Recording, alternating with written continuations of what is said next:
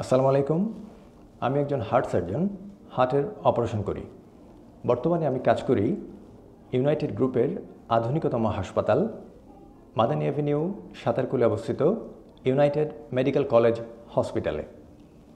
আমরা এখানে হার্ট সার্জারির আধুনিক সেবাগুলো রোগীদের জন্য চালু করেছি, যেগুলো অন্যান্য হাসপাতালে এখনও অনুপস্থিত।